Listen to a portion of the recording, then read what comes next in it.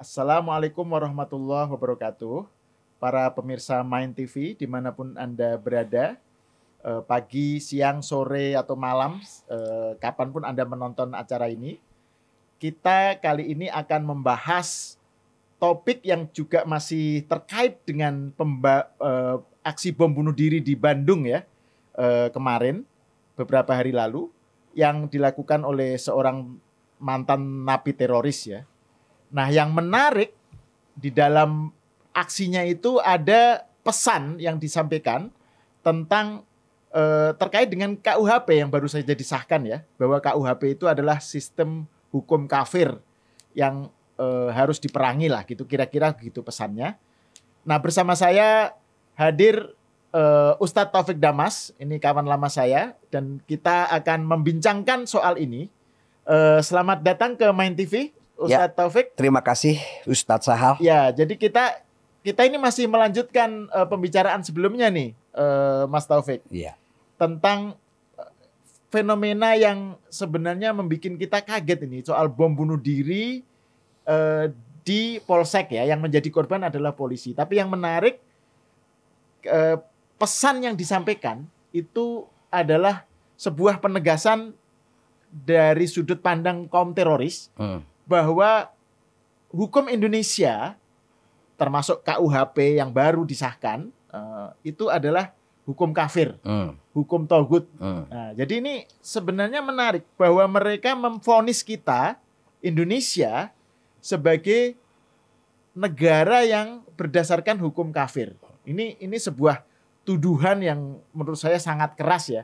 Karena kan kalau kita lihat, kalau kita ingat pendiri bangsa ini, ya, pendiri founding fathers dari Indonesia ini, itu kan sebagian besar para ulama dari NU, Muhammadiyah, Masumi, yang mereka itu betul-betul paham tentang Islam kan? Betul. Jadi ulama-ulama itu seakan-akan di mata kaum teroris ini dituduh mendirikan sistem yang togut, sistem kafir. Nah, ini gimana menurut Mas Taufik nih? Ya, pada dasarnya cara pandang seperti itu kita harus katakan secara tegas bahwa mereka itu mengalami sesat pikir ketika menganggap negara Indonesia ini sebagai negara kafir yang kemudian produk hukumnya apapun itu adalah produk hukum kafir, sehingga diperkenankan melakukan dalam tanda kutip jihad sampai melakukan bom bunuh diri itu. Jadi ini kesalahan berpikir yang sangat parah yang tentunya menjadi tanggung jawab kita bersama untuk meluruskan itu. Saya tegaskan itu kesesatan karena ditinjau dari apapun itu tidak ada alasan yang bisa membenarkan orang melakukan tindakan teroristik di negara yang damai ini, yang kehidupan beragama pun cukup semarak di mana-mana dari tahun ke tahun kita sudah lihat itu. Jadi sekali lagi mereka itu memang harus diluruskan cara berpikirnya dan ini menjadi tanggung jawab kita bersama. Gitu. Nah, itu kan kalau misalnya pandangan yang sesat semacam itu ya, itu kan mereka mengatasnamakan berbasis kepada atau merujuk kepada Quran dan hadis, ya kan? Mereka kan selalu rujukannya itu mengklaim yang paling Islam justru. Ya. Mereka menganggap bahwa pandangan yang selain mereka itu sesat. Gitu, dari kalangan Islam yang beda dengan mereka itu sesat. Padahal seperti saya katakan tadi, Indonesia ini didirikan oleh founding fathers kita yang multi agama ya, multi etnis, dan sebagian besar tuh ulama gitu loh, tokoh Islam. Betul. Ada Kiai Haji Hasyim Asy'ari, ada dari dari Muhammadiyah, kemudian Haji Agus Salim. Mereka itu para tokoh-tokoh Islam. Kok bisa mereka itu divonis kafir? Itu bagaimana cara? Apakah mereka buta sejarah atau bagaimana itu? Ya, memang mereka itu menerima pendidikan keagamaannya itu secara tidak lengkap. Jadi pemahaman mereka itu pertama harfiah, yang kedua juga tidak pernah mau melihat konteks gitu loh. Bagaimanapun kita tidak bisa lepas dari pemikiran yang kemudian harus didasari oleh konteksnya. Bagi saya mereka ini adalah orang-orang yang memang tertutup. Dan pola indoktrinasi mereka adalah tertutup sehingga yang terjadi ya begitu. Saya bahkan mengatakan orang-orang seperti ini kayak zombie, kehilangan akal sehat karena dampak dari indoktrinasi paham keagamaan yang keliru, yang sesat. Nah, yang menarik ketika kita mengatakan mereka sesat, itu ukurannya jelas. Kalau mereka sering menyebut kita punya pemahaman yang beda dengan mereka sesat, itu ukurannya tidak jelas. Paling mereka hanya bilang tidak sesuai dengan Quran dan hadis. Padahal kita diajarkan dari dulu untuk bisa paham Al-Quran dan hadis dibutuhkan berbagai disiplin ilmu yang lengkap, sehingga kita bisa melihat ayat atau hadis-hadis Nabi itu secara kontekstual. Jadi nggak bisa misalnya satu ayat dipetik gitu ya, terus dimaknai secara harfiah gitu. Dijadikan sebagai keputusan hukum gitu. Iya, Itu nggak bisa. Apalagi ngambilnya dari terjemahan. Iya, jadi, apalagi. Jadi kembali ke Quran hadis tapi larinya ke terjemahan gitu.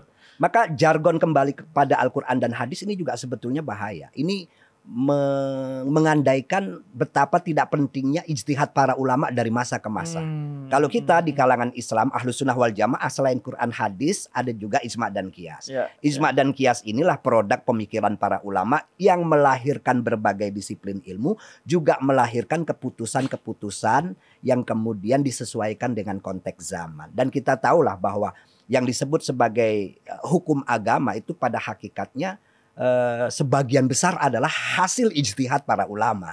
Hasil ijtihad. Karena ayat-ayat yang katakanlah dijadikan sandaran hukum di dalam Al-Quran itu jumlahnya tidak banyak. Hanya 10% dari sekian banyak ayat-ayat Al-Quran. Jadi ketika misalnya para ulama pendiri bangsa ini ya, pendiri negara ini, kemudian misalnya memutuskan bahwa sistem negara bangsa Indonesia, Republik Indonesia itu diterima sebagai sistem yang cocok untuk Indonesia, itu juga berdasarkan ijtihad ya. Iya, ijtihad. Jadi nggak terus mereka ngotot harus pakai khilafah atau negara Islam atau apa gitu kan? Enggak. Jadi karena negara Islam sendiri atau khilafah itu sebetulnya tidak ada dalilnya di dalam Islam. Nah, ini menarik nih. Saya ingin bertanya lebih lanjut nih. Bahkan saya pernah mengatakan bahwa ideologi khilafah yang diperjuangkan oleh orang-orang HTI itu, Hizbut Tahrir itu bid'ah, dan itu bid'ah paling merusak di muka bumi ini karena tidak ada landasan baik dari Al-Quran ataupun hadisnya yang mewajibkan itu. Kalau kita lihat sejarah,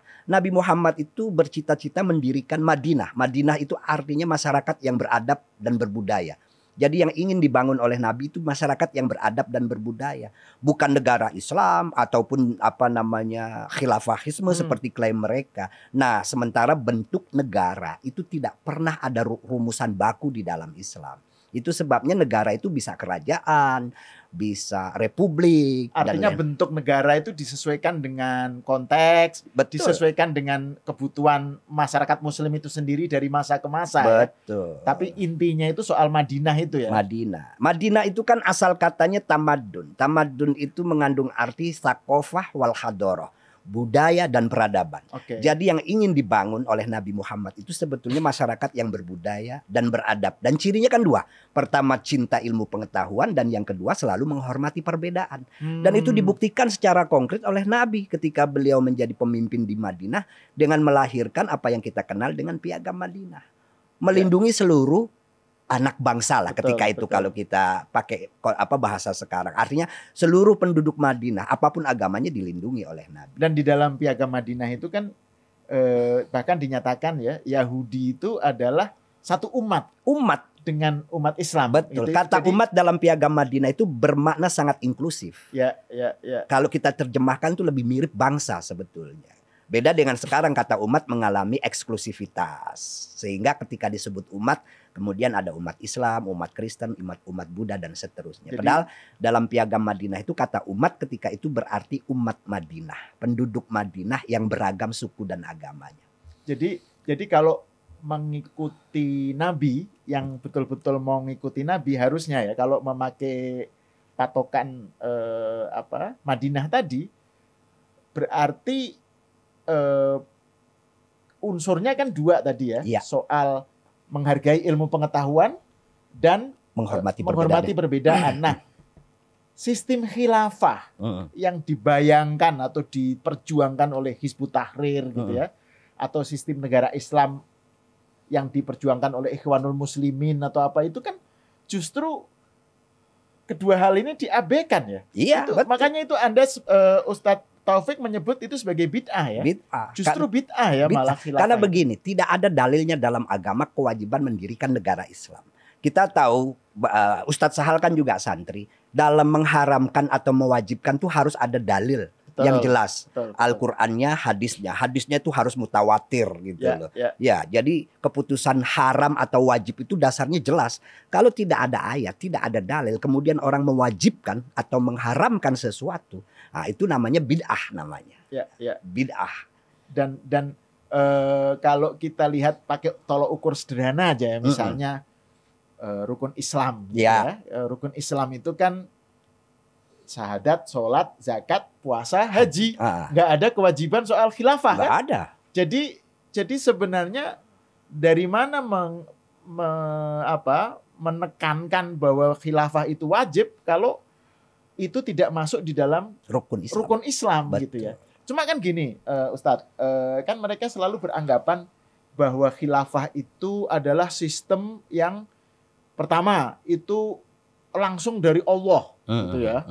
Jadi itu yang mereka juga pemahami ini, lagi-lagi pemahaman tentang khalifah, ini ja'ilun fil ardi khalifah itu dimaknai hubungannya terkait dengan khilafah gitu ya. Itu juga itu satu pemahaman yang keliru. Yang kedua, jadi itu langsung sistem yang dari Allah dan menurut mereka kan harus menerapkan hukum Islam nih.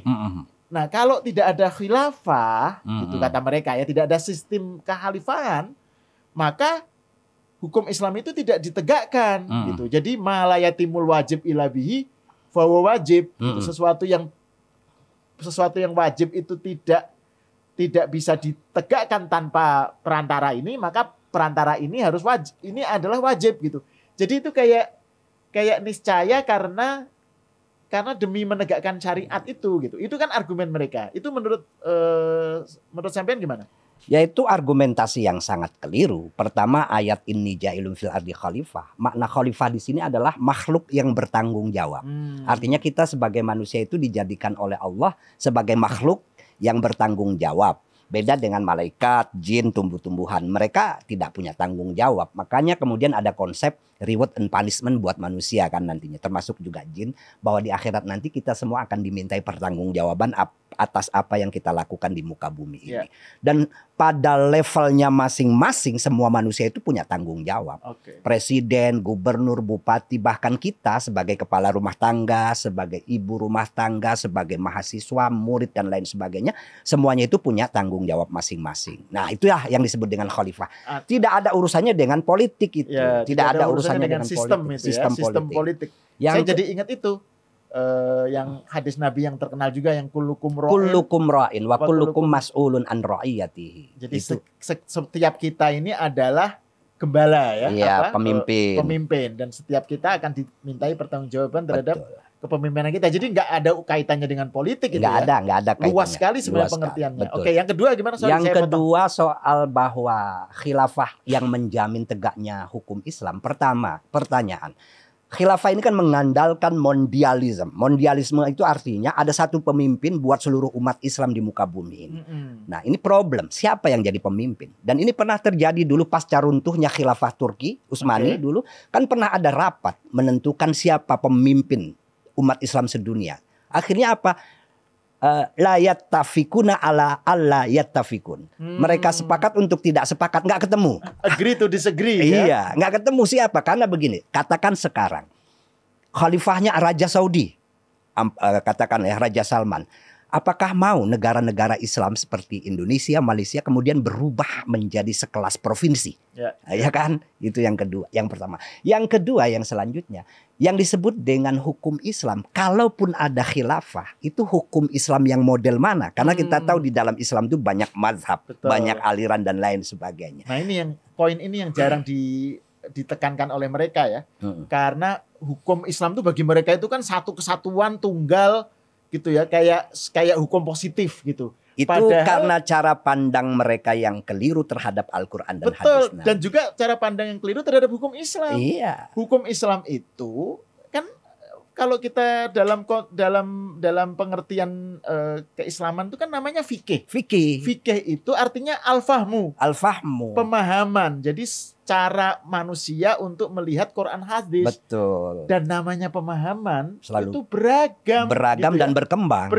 Makanya ada banyak mazhab, Betul. ada banyak pandangan ulama. Satu masalah aja kaulnya pendapatnya itu bisa 3, bisa 4 gitu kan.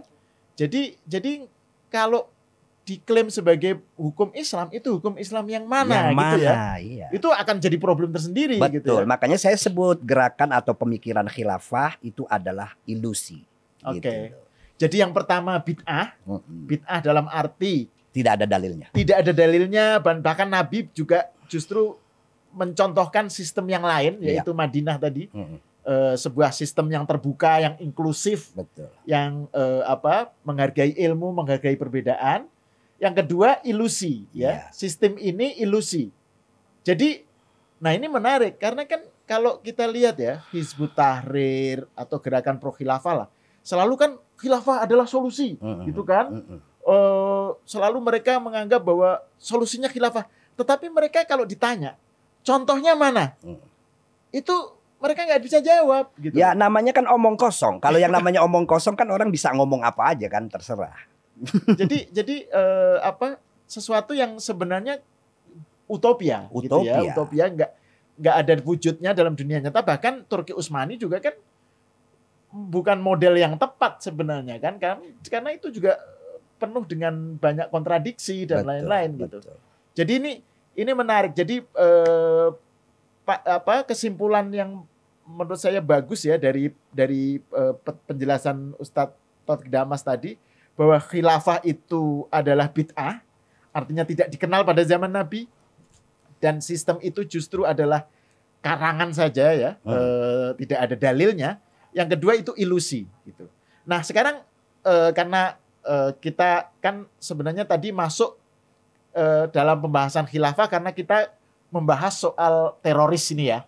Teroris di Bandung itu yang tadi saya bilang ada pesan yang disampaikan tuh soal KUHP itu ya. KUHP itu sistem kafir, hukum kafir, kemudian harus diperangi. Nah ini problem dengan orang-orang para pejuang memperjuangkan khilafah ini, itu kenapa selalu dengan kekerasan ya tadi? Sampai ada yang bunuh diri. Ya contoh yang paling ekstrim kan ISIS misalnya ya, lepas dari soal bentuk ekstrim dari ISIS itu kan banyak yang kaget gitu, kok bisa sampai sejahat itu gitu ya. Tapi pada umumnya kan gerakan khilafah ini selalu kayak menghalalkan kekerasan gitu loh. Bahkan di negara yang damai seperti Indonesia gitu. Itu gimana Tat? Ini sebagai penutup ya dari perbincangan kita Tat. Ya kembali kepada indoktrinasi di kalangan mereka. Padahal kalau kita mau kritis terhadap katakanlah ISIS atau Al-Qaeda, itu mereka punya masing-masing khalifah kan. Tapi mereka masing-masing tidak mau berbaiat itu. Dan saling perang kan satu sama lain. Iya. Orang ISIS tidak mau berbaiat pada khalifah Al-Qaeda, Al-Qaeda juga tidak mau berbaiat pada khalifah ISIS gitu loh. Nah, ada memang kelompok-kelompok seperti Hizbut Tahrir yang tidak menyetujui tindakan kekerasan. Tapi ada yang menyetujui, yang kemudian lahirlah tindakan-tindakan terorisme. Tapi Hizbut Tahrir kan menyetujui kudeta kan? Oh iya. Jadi kudeta kan juga sebenarnya kekerasan juga itu. Kekerasan juga. Mungkin karena belum waktunya ditahan. Belum siap atau apa gitu ya. Jadi itu kekerasannya itu disembunyikan dulu gitu. Ya jadi ini sebuah pandangan yang menarik ya. Bagi saya sih poin-poin soal khilafah itu adalah bid'ah dan ilusi. Itu menurut saya menarik dan saya kira ini yang juga menjadi pelajaran bagi kita ya.